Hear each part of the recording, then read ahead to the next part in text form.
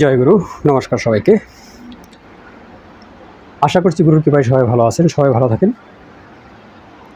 গুরু যেন সবাইকে ভালো রাখে সে আশায় ব্যক্ত রাখি, এবং আপনারাও আমার জন্য একটু আশীর্বাদ করবেন। তো গুরু যেন আমাকে ভালো রাখেন। আপনারা আমার চ্যানেলে যারা পুরাতন আছেন তাদের কাছে আমি ঋণী, এবং যারা নতুন আসছেন তাদেরকে সুস্বাগতম, এবং আপনাদের চরণে শত সহস্র কোটি প্রণাম। যাই হোক, আজকের কমেন্টস হলো, দাদা আমরা যারা তপ জপ সাধনা করেন তাদের থেকে কেউ কমেন্টস করেছেন, দাদা দেহশুদ্ধি অন্তঃকরণ শুদ্ধির ব্যাপারে, দেহশুদ্ধি এবং অন্তঃকরণ শুদ্ধি কীভাবে হয়। তো আজকে এই বিষয়ে কথা বলবো। দেখুন, দেহ শুদ্ধি করা তো দেহ শুদ্ধি করা, দেহ পরিষ্কার করা, আমি স্নান ধুতি করলেই দেহ শুদ্ধি না। এটা হলো পরিষ্কার পরিচ্ছন্ন হলো, সাবান দিয়ে স্নান টান করলাম, এটা আমার জন্য দেহ পরিষ্কার হলো, কিন্তু শুদ্ধি না। শুদ্ধি করতে হলে আপনাকে অবশ্যই আচমন করতে হবে। শুদ্ধি করতে হলে অবশ্যই আপনাকে আচমন করতে হবে।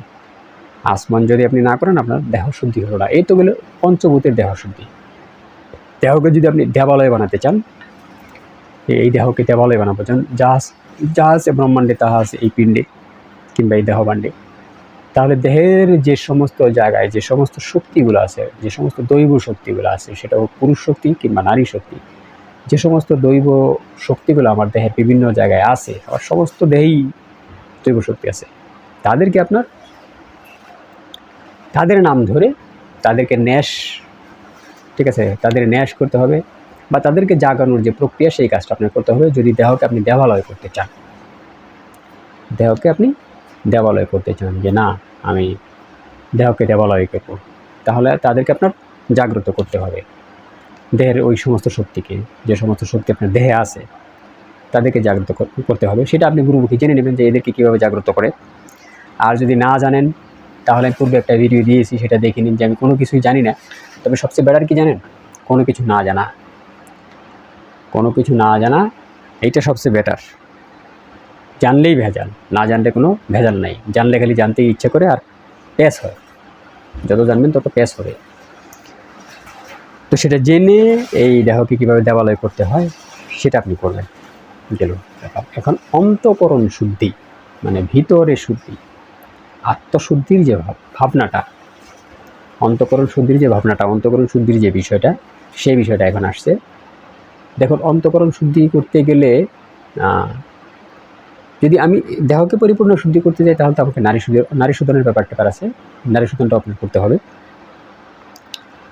অন্তঃকরণ শুদ্ধি করবেন কীভাবে, ভিতরটা কীভাবে শুদ্ধি করবেন, ভিতর শুদ্ধির যে ব্যাপারটা সেটা আপনি কীভাবে করবেন, এইখানে এসে মূল বিষয়। এই কাজটাই আমরা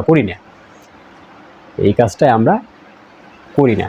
তো যদি দেহ শুদ্ধি করার যদি আসমন থাকে, মন্ত্র থাকে, তাহলে ভিতরে শুদ্ধি করার নিশ্চিত কোনো না কোনো একটা টেকনিক আছে, কোনো না কোনো একটা বিষয় আছে ভিতরকে শুদ্ধি করার আছে না? অবশ্যই আছে, 100% আছে, 2000% আছে।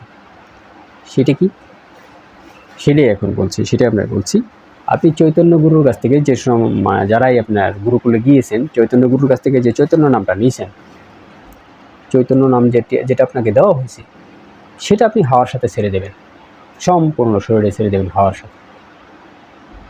অন্তঃকরণ সেটা কি? নিঃশ্বাস নিলেন, টান দিয়ে নিঃশ্বাস নিলেন, নামের সহিত, যে নামটা আপনি নিচ্ছেন, আপনার গুরু দিয়েছেন, নামের সহিত, যেটাকে অন্তঃকরণ শুদ্ধি করার জন্য আপনাকে দিয়েছে, কিংবা মোক্ষ প্রাপ্তির জন্য আপনাকে দেওয়া হয়েছে, মানে যেখান থেকে নিছেন, সেটাকে আপনি নামের সাথে নেবেন। নামের সাথে নেওয়ার পরে টান দেবেন, এইখানে ধরবেন, এইখানে ধরবেন, ধরে ওকে এখন শরীরের যে জায়গায় নেওয়া প্রয়োজন সমস্ত শরীরে ওকে ঘোরাবেন, মানে মানসিকভাবে ঘোরাবেন।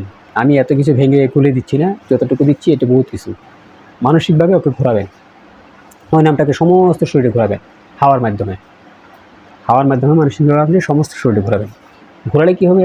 1 2 3 4 5 6 দিন, তারপরে দেখবেন আপনার অন্তঃকরণ মোটামুটি শুদ্ধ হয়ে গেছে। এখন বসলে আপনার আনন্দ আসে, মন অটোমেটিক স্থির হয়ে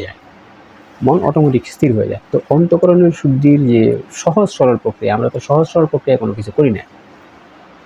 সহজ সরল প্রক্রিয়া আমাদের ভালো লাগে না, মানে ছোট ছোট জিনিসের যে বড় বড় ধামাকা, সেই জিনিসগুলো আমাদের ভালো লাগে না।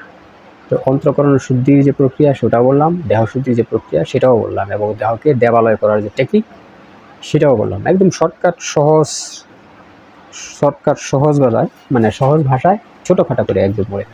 তো আজকে এই পর্যন্ত। জয় গুরু, নমস্কার সবাইকে।